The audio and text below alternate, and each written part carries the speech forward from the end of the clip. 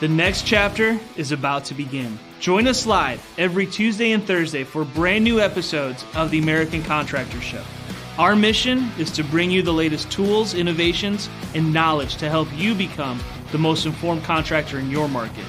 Knowledge is the ultimate power, and we are connecting you with the most knowledgeable minds in our industry. Make sure to subscribe so you never miss an episode. American Contractors, I hope you're ready. This one's for you.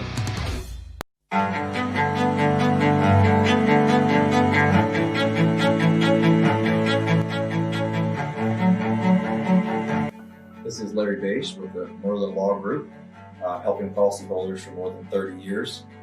If you have a claim or your client has a claim that needs help, please feel free to call the Merlin Law Group because we are the true policyholder advocate.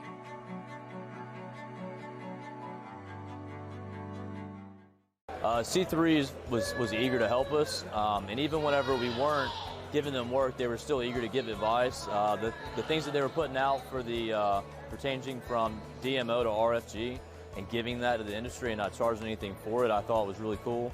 And that's stuff that I as a contractor appreciate. I'd recommend C3 to any contractor that's looking for a PA, especially if you're around Colorado. Great guys, man. I'm nothing but happy with the work they've done for us.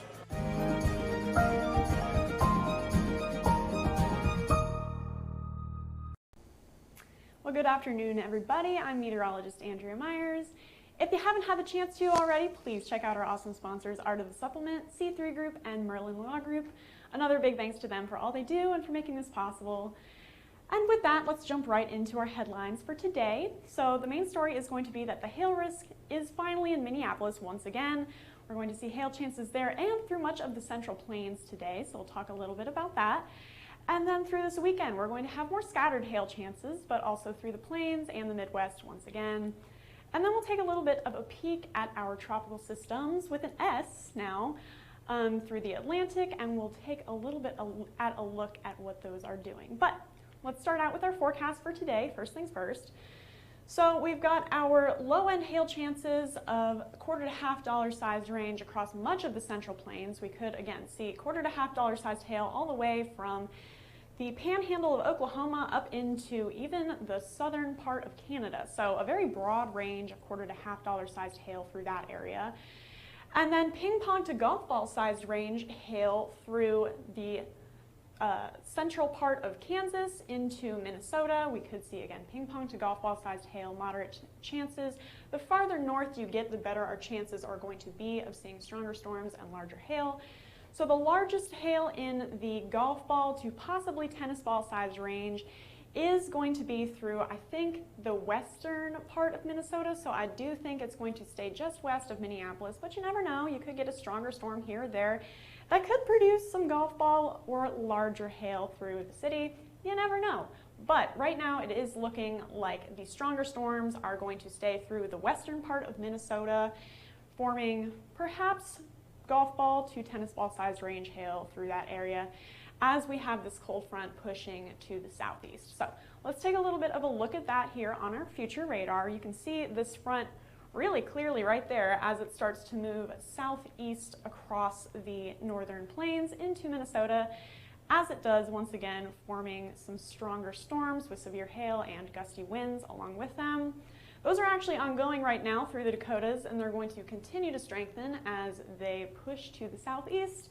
and then die out into the early overnight hours as we get a little bit less surface heating and those storms lose a little bit of their strength. So again, ongoing storms right now, and as they push into Minnesota, we will see them continue to strengthen, possibly producing hail in the ping pong to golf ball sized range through Minneapolis, and then possibly larger through the western part of Minnesota. And then it's a similar story through the southern plains here. We've got our storms forming late afternoon to early evening hours and slowly pushing their way southeast through the Texas and Oklahoma panhandles and even a little bit into Kansas. The farther south we go, the lower our hail chances and severe chances are going to be, but we could see a couple of these storms be stronger than others, producing hail in the $quarter to $half size range, as well as some severe winds. So we'll keep an eye out for you on that tonight. And then into tomorrow, like I said, scattered hail chances through this weekend. So this is for Saturday. We've got our low-end hail chances through the northern part of Minnesota, the Midwest, and then also through a little bit of the Front Range into Texas. So we could see $quarter to $half sized range hail with some of the scattered storms that are expected to happen tomorrow evening and afternoon. So let's take a look at our future radar here for our Minnesota storms. You can see them pushing through the northern part of the state by early afternoon hours and then dying out through the overnight hours. And as they do, we could see, again, $quarter to $half size range hail, possibly larger with a couple of these stronger storms through Minnesota and gusty winds with those as well. And then into the Midwest. Again, very scattered storms through Illinois, parts of Indiana, and southeastern Michigan. We'll see pop-up storms here and there, a few of those producing some severe wind and hail along with them. And then into the Central Plains. Once again, we're going to have these storms forming along the Front Range and pushing their way into Texas, a few of them. And some of those could be stronger than others, once again, producing $quarter to $half size range hail with those. So scattered hail chances into tomorrow, and then Sunday looks kind of familiar, kind of looks like Saturday. So we're going to see our low-end hail chances through the Midwest once again, and then this area in Texas and along the Front Range looks a little bit interesting. We could see some larger hail with a couple of these storms, but it's kind of far out right now. So we're going to keep you at a low-end risk of $quarter to $half sized hail, and we will update you. So stay tuned to those weekend forecasts that we're going to put out on our Facebook page. But right now, Texas and the Front Range is in, like I said, a $quarter to $half sized hail chance for Sunday. We could upgrade that because these storms do look a little bit interesting. Again, low-end chances for now. So let's take a closer look once again. Future radar here, we've got our storms through the Midwest, very scattered. A few of them could be stronger, producing some severe hail and winds along with them. And then into the Front Range and Texas. You can see these storms quickly blow up and push their way across the Texas Panhandle and through the Front Range of Colorado into Kansas. Few of those could be stronger and produce possibly larger hail than $quarter to $half size range, but once again, we're a little far out. So stay tuned for those updates on this area, but for Sunday, our risk areas are going to be through the Front Range in Texas as well as the Midwest. And then finally, we are looking at our tropical storms. So we've got our first one, Josephine, through the central Atlantic here. You can see her spinning away.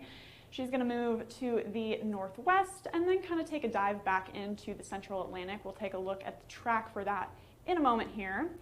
But then we've also got a new tropical disturbance along the U.S. East Coast. You can see that kind of spinning off of the coast of New Jersey and Virginia, and we're going to see that right up along the East Coast, and then eventually, once again, take a dive back into the central Atlantic.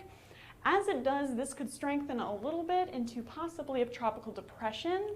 We're not looking at hurricane force or anything like that right now.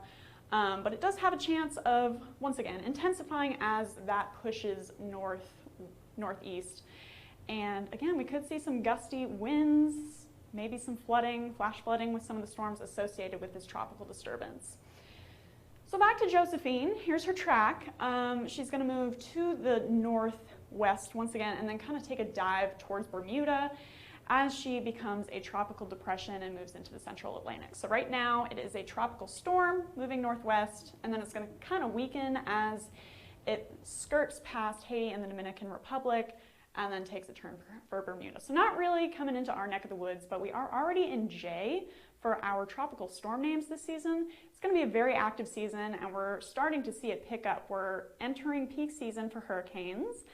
So we will, again, things have started out quick, and they're going to continue to intensify as the season moves forward. So we'll see if we can get to K soon, and we'll keep you updated on our tropical updates. But if you would like to stay tuned to our forecast, please do. You can check us out on YouTube, Facebook, Instagram, and Twitter. Follow our Facebook and hit see first if you never want to miss our forecast videos. And then if you have questions or comments, we do love hearing from you guys. We really do. So please feel free to contact us. Our phone number is 855-334-4245. If you're not big on the phone, totally fine. Go ahead and email us at info@hailtrace.com, or you can check out our website, hailtrace.com, learn a little bit more about the company, what we do, who we are. So again, email us, call us, check out our website if you have any questions or comments. We do love hearing from you guys. For now, I'm meteorologist Andrea Myers. Thanks for watching.